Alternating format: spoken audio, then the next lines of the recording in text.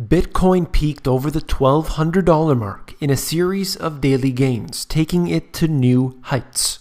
Much of this rise has been attributed to the speculation an ETF will be granted approval, which would be a first for Bitcoin. Investors are highly anxious to be involved in cryptocurrencies as the potential is clearly exponentially higher than where it is. Although it's in its infancy, Bitcoin has gained attention in the global markets, particularly for those who want to quietly move their money out of restrictive countries. You came here for the truth. Let's look today at the price of Bitcoin. I want to show you a few charts that will show it in relation to others. Let's look at this first, the price. After reaching that 1,200 mark, there has been some decline there, but that's very natural, of course. After several days of gains, pulling back a little bit, it still hit that record high and it looks to be very strong. It's all in anticipation of an ETF, which if things go sour, ultimately it's going to occur at some point down the road. Look at this, gold and Bitcoin. The prices are converging, and that is very, very important. I believe it's very significant. You could see this steady hand of gold going across, whereas Bitcoin over the last several days had been climbing. I'm going to show you another very similar chart here. Look at this. On a longer term scale, going back from 2013, you'll see right here as they're circling, the price gets basically to be about the same, and again in that point of convergence right around now. Then looking at it on a different measurement of gold in Bitcoin. We measure gold in US dollars all the time, but look at it when measured gold in Bitcoin. I like to see all these different charts. Mike Maloney does this quite often in his book, as well as I believe Richard Duncan's book also that I read a few years back. Look at this and you'll see a very similar mention here of approximately 1-to-1. It's very interesting to see. This was particularly in sync 2013 and again today around that number. Moving on quickly to this, just a similar chart showing you again 2013. There was that rise in 2013, which as far as I'm concerned was too fast, too soon. It came down after, but a slow and steady rise had developed over these past couple years now. So it is definitely a lot stronger than it was in that peak that it received back in 2013. Bitcoin's volatility greatly exceeds that of gold and currency. And I do believe that because the market is so small, you see volatility that is encountered. Similar with, if you look at silver, for example, versus gold, the market for silver is, although I believe extremely important because of the industrial side, it is very, very tiny, which means more of a plus side, but also could mean a vast drop in a very small amount of time. Look at this.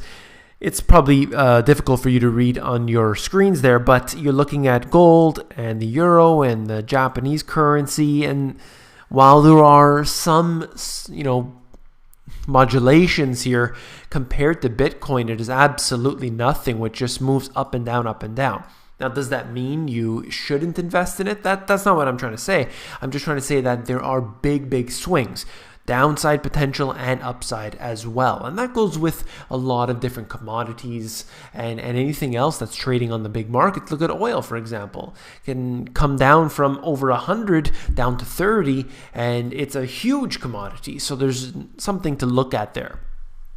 China's central bank is going digital. After assembling a research team in 2014, the People's Bank of China has done trial runs on its prototype cryptocurrency.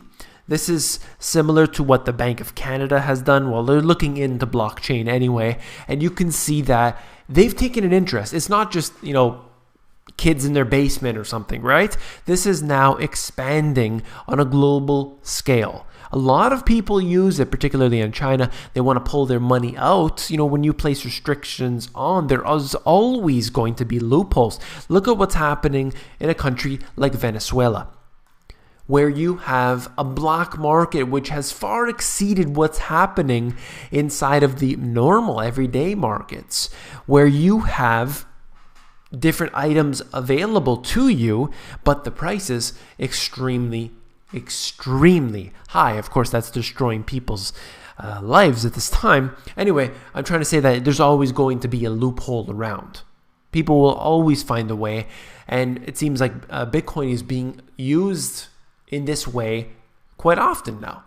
So this is what's happening with China right now. I think it's still, of course, something that will be rolled out over the years, and I do believe that a lot of other countries will adopt this, or at least look into it for some means. Maybe they're not going to necessarily replace their current currencies with a cryptocurrency, but I do see it being used as a method of payment. I do see it being a very legitimate thing moving onwards, not necessarily what it is today. I think it's going to expand greatly, is particularly for those who want to move money around. That's what I think it's best. I think it's best as being a medium of transaction, personally. Barclays has apologized. This is switching gears here. Barclays has apologized after customers reported problems using cash machines, debit cards, and phone banking. You will one day be locked out of your money. Wait a second, it's my money. I want it. No, you can't do that. Some customers say they were unable to withdraw money from cash machines or use cards in shops. Online and telephone banking and in-branch payments were affected. Oops. This has happened before, and whether or not it was intentional doesn't matter. All that matters is that individuals have money, or so they think. They've been working their 9-to-5 jobs. They've been saving their money. They put it in the bank because they want to be able to have it, keep it safe. Obviously, they don't want to keep it under their mattress. They don't want to keep it in their pocket all the time. So they put it in the bank. And then they want to go to the store and buy some groceries. So they take out their debit card, or they take out their, whatever, and they try to utilize their cash that's sitting in the bank. But they can't. They're locked out because of an error, because of a problem that's running in their systems. What would happen then if you literally didn't have any food to eat? What would you do? You don't have any cash on hand. You don't have ability to then, get what you need. What are you going to do? Well, you're going to starve. And what if this happened for a week? Well, then you'd have a very, very big problem. This is why we cannot just wholeheartedly put our trust into the banking system. We can't do that. I understand people need a bank account. Most people out there, they're going to have a bank account. They're going to be able to put their money in there. They want to have a way for their 9-to-5 job, and they put it in the bank. That's fine. I get it. That's fine.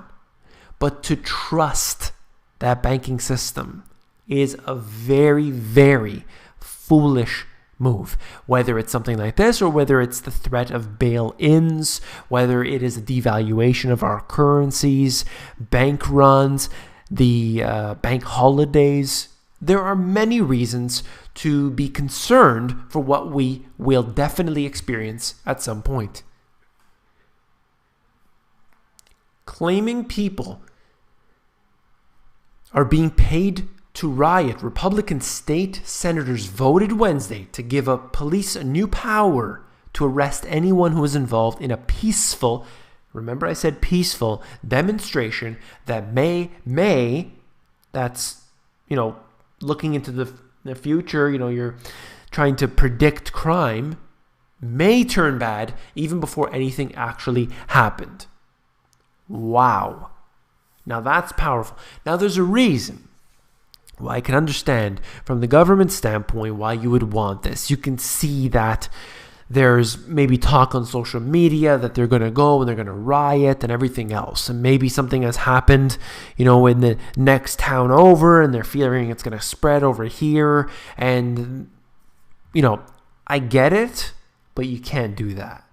If something didn't happen, you can't try and prevent it from happening. That is very, very dangerous behavior. You're never going to be able to anticipate where it's coming from. When I use this example all the time, G20 in Toronto, where you have police that were clearly standing down for the longest period of time, letting police cars be torched, and doing so purposely to have a reason to go in. The media would capture that. The media would see all the black bloc and all the rest pounding in those cars, lighting it on fire, and then you would have an excuse to crush everyone's skull. This is the type of thing that happens too often. And then we have this, a U.S. Air Force plane, which is helped in the aftermath of the Chernobyl disaster, has been called in to find the source of a mysterious radioactive cloud heading towards the UK. Everyone in the UK right now, I keep very, very close attention on what's going on with this.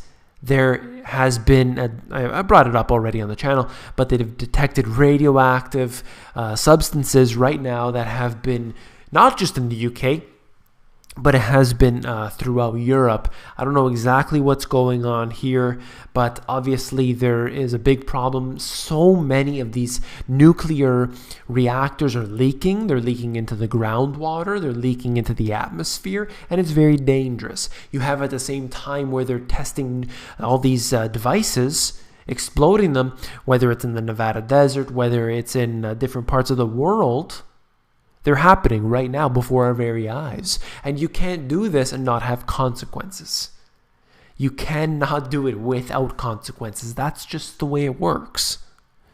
And they think that they're going to get away with it, but ultimately it will come back around. You cannot pollute the environment in any way without it coming back. Look, if the wind brings it in one direction, eventually something's going to happen. It's going to come back. If you found this video informative, then please give me a thumbs up. When you give me a thumbs up, it pushes these videos higher up in the YouTube search rankings. Last but not least, if you found the video informative, then I know you'll find my book, The Money GPS, even more informative. So look through the book. Actually, if you can do this at Amazon, they have a look inside feature that's going to allow you to flip through the pages of the book and see if you like it. One other note, I just wanted to mention that the Kindle book, I've decided to bring the prices down on the Kindle version. I put it at $9.99, but technically Amazon chooses whatever price it wants, and actually they decided on $7.62. So the prices come down considerably. I definitely recommend the paperback version. To be quite frank, to be quite open and honest, I make more money on the Kindle version. There's an extra $1. I make $4. Okay, I want transparency. I make $4 on the paperback, and I think I make whatever $5 or something like that on the Kindle. So, but I suggest the paperback. I know it is more expensive, but just being able to flip through that is much nicer. But if you like the Kindle, that's why I have it available. It cost me like $160 for this.